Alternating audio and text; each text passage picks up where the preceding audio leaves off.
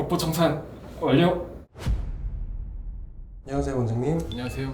제가 인터넷에서 어떤 밈을 많이 봤는데 혹시 아시는지 한번. 어떤 밈인가요?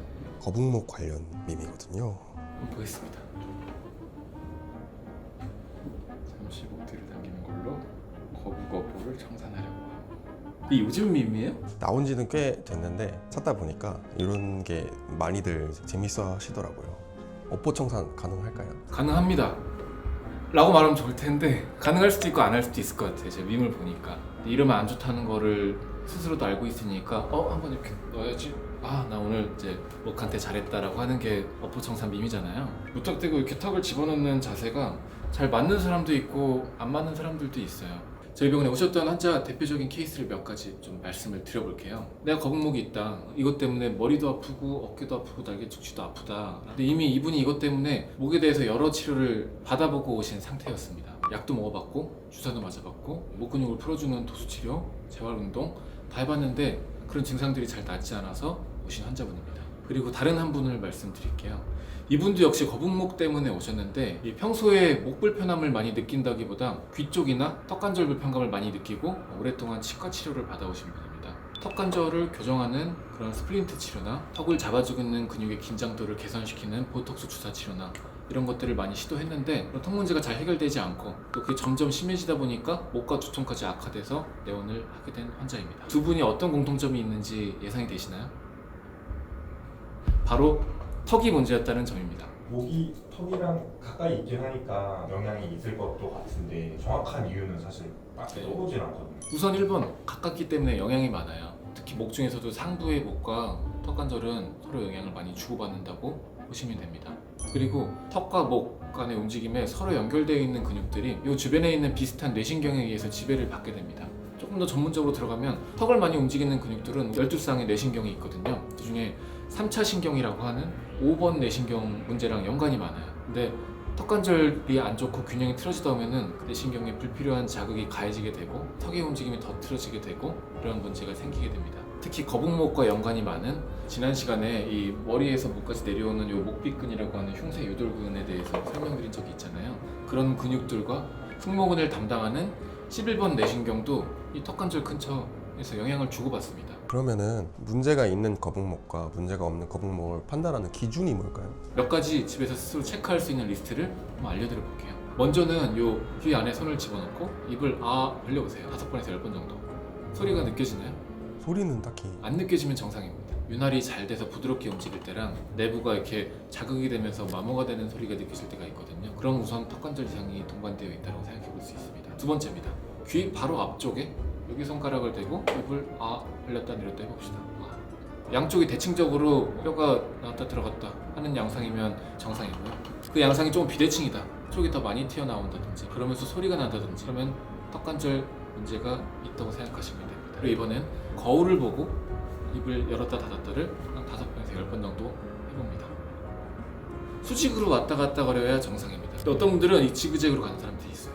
혹은 어떤 사람은 이 정도까지 열렸다가 한번 저항을 겪고 덜커덕 턱관절의 움직임에 관여하는 턱 디스크에 문제가 있다라고 판단할 수 있습니다. 마지막 네 번째, 입을 벌렸을 때 본인의 손가락 3개가 안 들어간다. 입 벌리는 폭이 좀 좁은 분이죠? 그런 분들은 턱관절 이상이 있다고 보면 됩니다. 근데 태생적으로 안 벌려지는 사람들도 있지 않나요? 상당히 많이 있어요. 그것이 치아 교합 문제랑 같이 동반되어 있는 분들도 있고 과거에 치아 교정 치료를 했던 분들도 있고 그래서 오히려 거북목 자가 진단을 한다라고 한다면 그 목의 은근한 불편감에 더해서 턱의 이상에 관한 자가진단 리스트에 해당되는 부분이 있는지에 따라 해결해야 되는 거북목이구나 아니다를 판단하도록 설명드리고 있습니다. 지금 이걸 보고 계신 분들 중에 네. 테스트를 통해서 턱관절에 이상도 있다고 느꼈다면 어떤 치료를 시작하면 좋을까요? 턱에 대한 움직임을 체크해서 움직임을 회복시켜주는 과정, 턱관절 주변을 잡고 있는 겉 근육의 경직도를 푸는 치료, 그리고 속 안에도 턱관절을 잡고 있는 근육들이 있습니다. 걔네들을 좀 적극적으로 이완시켜주고 회복시켜주는 치료, 턱과 연관된 특히 상부 경추의 틀어짐을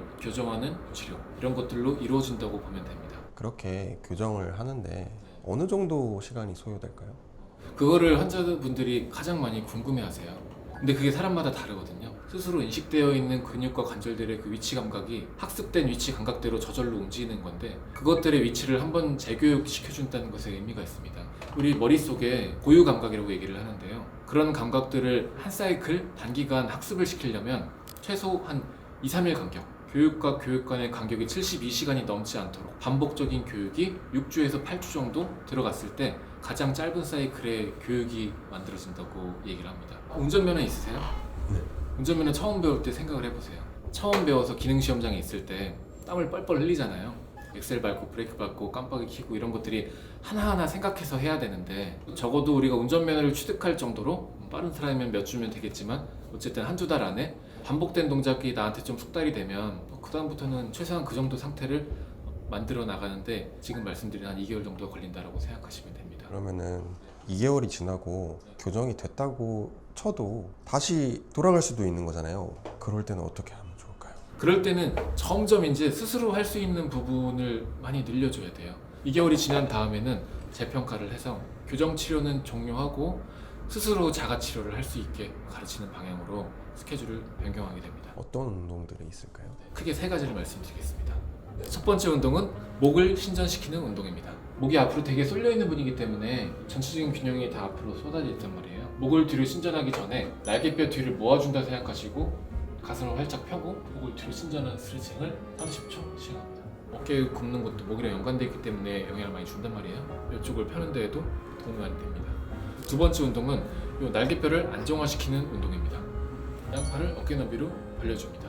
이 날개뼈를 위로 잡고 있다가 아래로 쭉 내린다. 가상의 턱걸이를 한다는 느낌이죠. 30초 유지합니다. 근데 고개는 숙이면 안 되나요? 숙이지 마시고 정면을 보거나 약간 10도 정도 상방을 보는 게 좋습니다. 이 자세가 날개뼈에 힘이 들어간 자세를 잘 인식하지 못해서 그냥 이런 자세로 그냥 이렇게만 하는 분들도 계세요. 그럴 때는 그냥 하지 마시고 여기다 등을 붙여서 이 뒤통수와 날개뼈 뒤에 튀어나온 뼈 있죠? 벽에 닿은 상태를 유지하면서 내린다. 엉덩이도 붙여야 되나요? 붙이는 거의 포인트는 머리와 날개뼈 쪽으로 주시는 것이 좋습니다. 이 상태에서 허리가 아프면 허리가 아프면 안정화 운동을 무리하게 하지 마시고 바닥에서 엎드려 하는 허리 신전 스트레칭이 있었죠. 그거를 가장 낮은 레벨부터 시작합니다. 마지막 3번째, 턱관절 안정화 운동입니다. 네모난 나무 막대기를 사용합니다. 이것을 양쪽으로 물고 있는 상태에서 30초 유지를 합니다.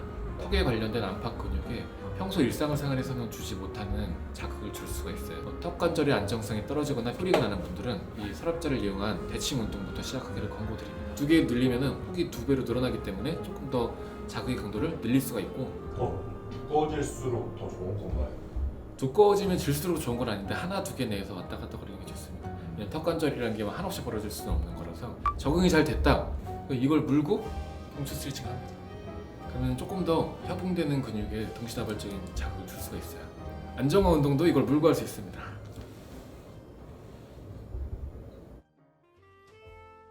오늘은 거북목과 턱에 문제가 있을 때 해결하는 방안과 자가치료법에 대해서 말씀을 드렸는데요. 실제로 목이나 턱 때문에 불편한 많은 분들을 만나보면 목과 턱이 서로 밀접한 연관이 있다는 생각을 못하시고 나눠서 생각하는 경우가 많이 있습니다. 그래서 목만 치료하다가 잘 낫지 않거나 턱만 치료하다가 잘 낫지 않는 그런 분들을 많이 만나게 됩니다. 그래서 오늘부터는 여러분들이 목이 불편하실 때 목뿐만 아니라 턱에도 이상이 있는 것이 아닌지, 턱이 불편한 분들은 턱뿐만 아니라 목에도 이상이 있는 것이 아닌지 동반된 이상이 존재할 가능성을 염두에 두시고 치료 계획을 세워보시기 바랍니다. 재활의학과 전문의 강현이었습니다. 강박!